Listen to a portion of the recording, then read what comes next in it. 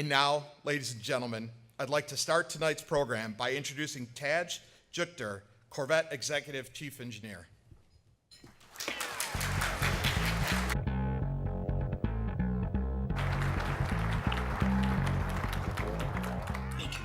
How is everybody tonight? Pretty good? Glad to hear it. Hope your hands aren't tired already. Well, believe it or not, it was almost 10 years ago to the day was the last time we were here presenting Corvette. My predecessor, Dave Hill, and myself stood on this stage 10 years ago in June and presented the C6. So we got a lot of catching up to do. The timing is a little bit funny this time because Corvette's not one car. We're kind of in the middle of our rollout cadence. We're actually 4 cars. We introduced the Stingray Coupe and Convertible last year. And then this year, we introduced the Z06 and the Z06 Convertible. So we got 2 cars out and being produced, as many as we can right now. And then late this year or early next year, we'll bring out the Z06 Coupe and Convertible.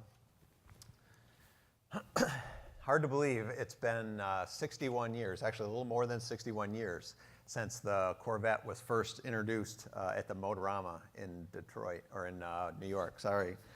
And believe it or not, Corvette is the longest running car nameplate in automotive history, producing our 62nd year of production.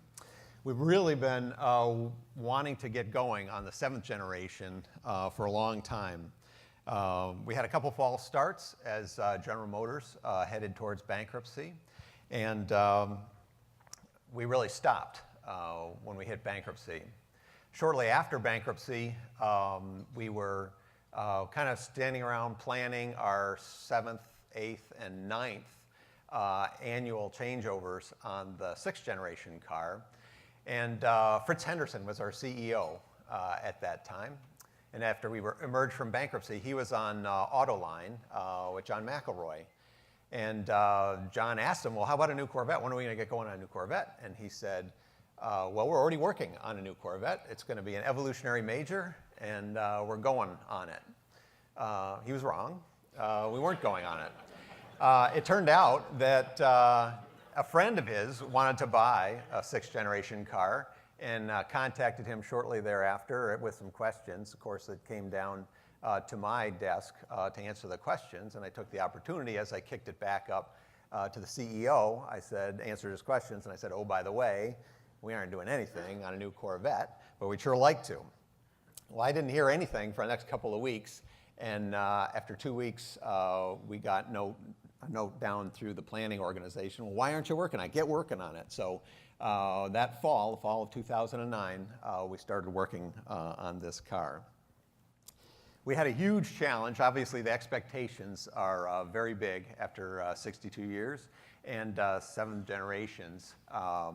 Huge challenge to meet the expectations of our customers, the global media, everybody who's part of the Corvette community.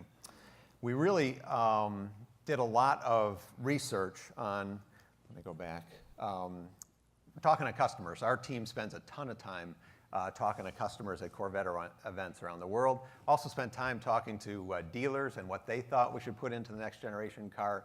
Interestingly enough, people, even after 7, 8, 9 years of the previous generation, still really liked the car. They just felt it was long in the tooth.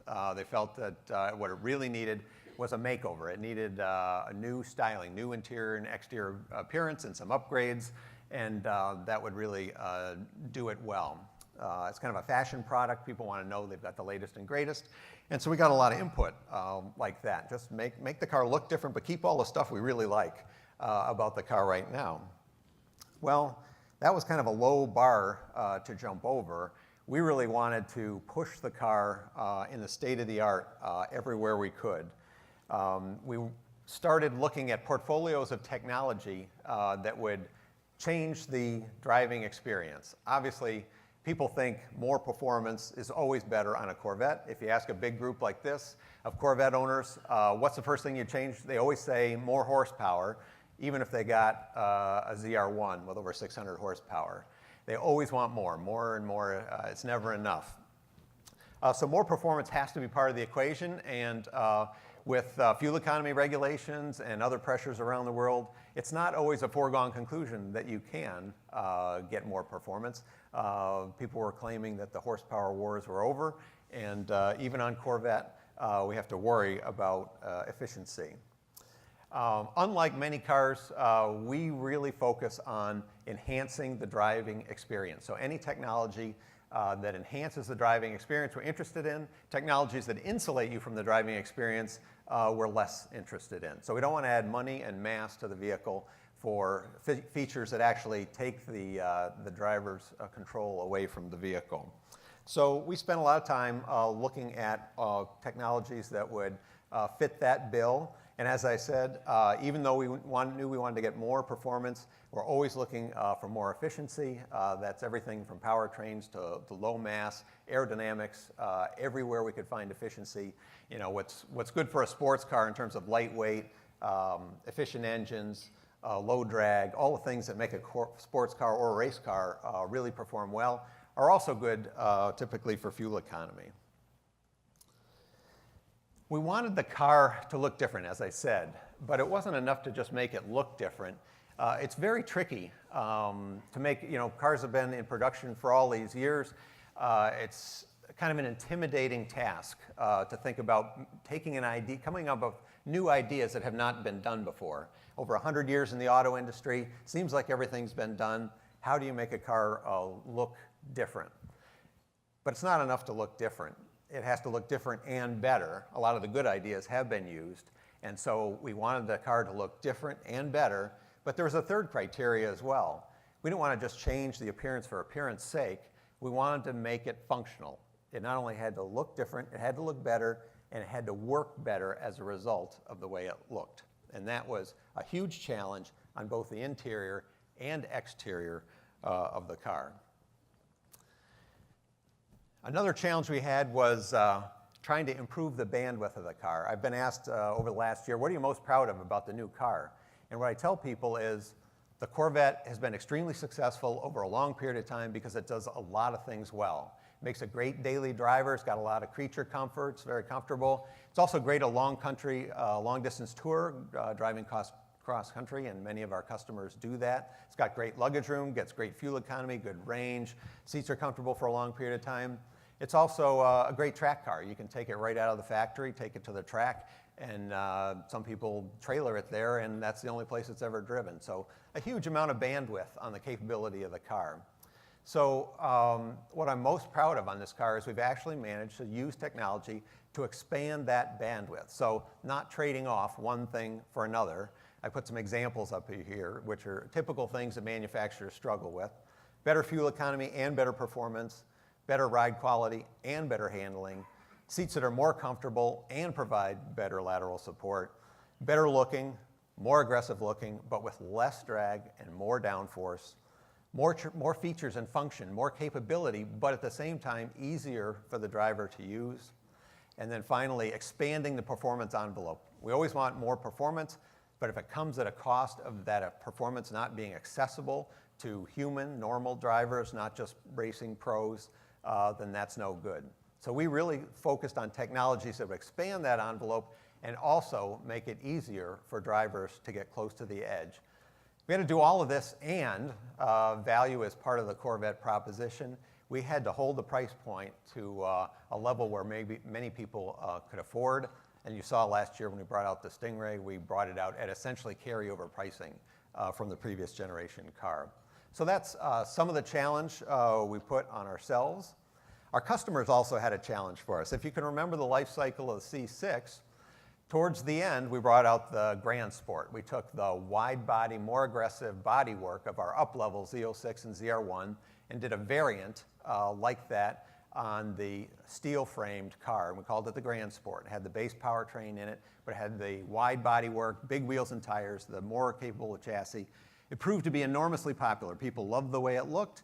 It loved the way it performed. They loved the price of the car. So to them, this was the standard of the new Corvette, and it outsold the other models by far.